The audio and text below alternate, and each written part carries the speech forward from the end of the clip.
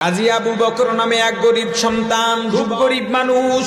আগের দিনের মানুষের অভাব বেশি ছিল। কাজী আবু বকর প্রতিদিন কাজে বের হয়, কাজ পায় না, বেশিরভাগ সময় না খেয়ে কাটান। একদিন বের হইয়া কাজের সন্ধান করতে করতে রাস্তার মধ্যে একটা রেশমি রুমালের পোটলা পান। পোটলাটা খুলে দেখে হীরার মালা, এক একটা দানার দাম এক একটা এলাকা কেনা যায়।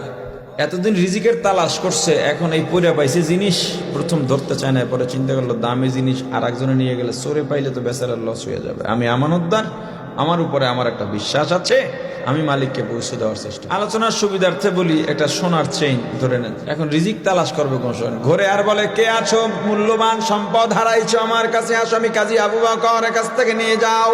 খুঁজ দিছে, লোক নাই।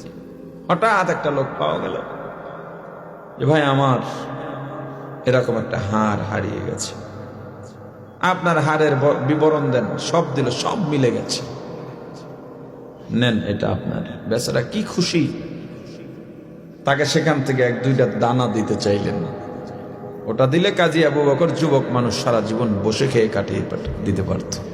উনি বললেন না, এটা দায়িত্ব ছিল আপনার কাছে পৌঁছানো, যদি এখানে আমার কোনো প্রতিদান পাওয়ার হয় সেটা আমি আল্লাহর কাছ থেকে নেব। औलियारा कारे उक़बा इख्तियार, जाहिलारा कारे दुनिया इख्तियार, आशिक़ारा मिल्लत मज़हब जुदा अस्त, आशिक़ारा मिल्लत मज़हब खुदा अस्त। কাজী আবু বকর পরদিন কাজের সন্ধানে বের হন। এভাবে বের হতে হতে হতে হতে একদিন খাবার না পাইতে পাইতে নিরুদ্দেশ হাঁটতেছেন। হাঁটতে হাঁটতে একটা নদীর কিনারে গিয়ে দাঁড়ালেন। হঠাৎ দেখেন একটা জাহাজ ভিড়েছে, অনেকগুলো মানুষ সেখানে জমা হয়ে গেছে, জাহাজের মধ্যে উঠছে, জাহাজ চলতেছে চলতেছে, নদীর ওপার গিয়ে সব মানুষগুলোকে নামিয়ে দিল। আবু বকরও নেমে গেল, কি মনে করে উঠলো, কি মনে করে নদীর ওপারে নামলো নিজেও জানে না। হাঁটতে হাঁটতে দেখে একটা মানুষ, হাঁটার চলাচলের পথ দেখা যায়, চিহ্ন দেখা যায়, এই অনুমান করে হাঁটতেছে। যাইতে যাইতে এমন একটা জায়গায় এমন সময় গিয়ে পুছলো সন্ধ্যা হয়ে গেছে, মাগরিবের নামাজের আযান কানের মধ্যে ভেসে আছে।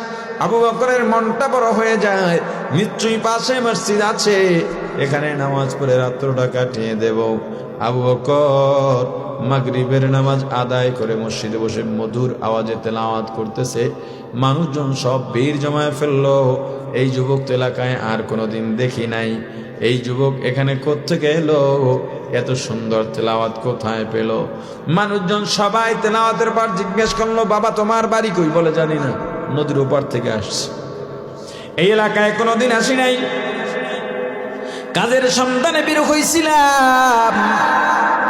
মসজিদের এক দায়িত্বশীল ডেকে বলেন, আপনি রাজি হলে আপনাকে আমাদের মসজিদের ইমামতির দায়িত্ব দিতে পারি, আমাদের সন্তানদের কোরআন শেখাবেন, নামাজও পড়াবেন, কি চান?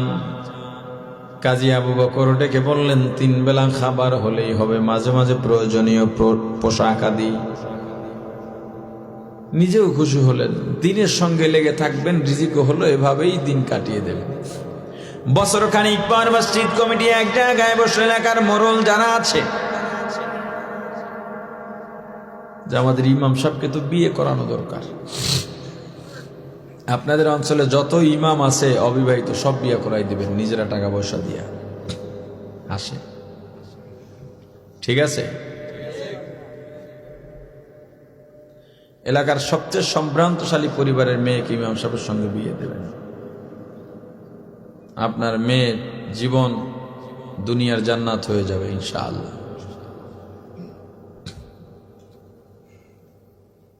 ইমাম সাহেব বিয়ে রাজি হয়ে গেল। ওই মেয়ে পাবে কোথায়? কাজী আবু বকর শর্ত দিল, আমি এমন মেয়ে চাই যেই মেয়ের দুনিয়ার প্রতি কোনো লোভ নাই। বলে এমন একটা মেয়ে আছে আমাদের মসজিদের মোতাওয়াল্লির মেয়ে, উনি আরো 6-7 মাস আপনি আসার আগে আগে মারা গেছে। মেয়েকে বলে আমাদের ইমাম সাহেব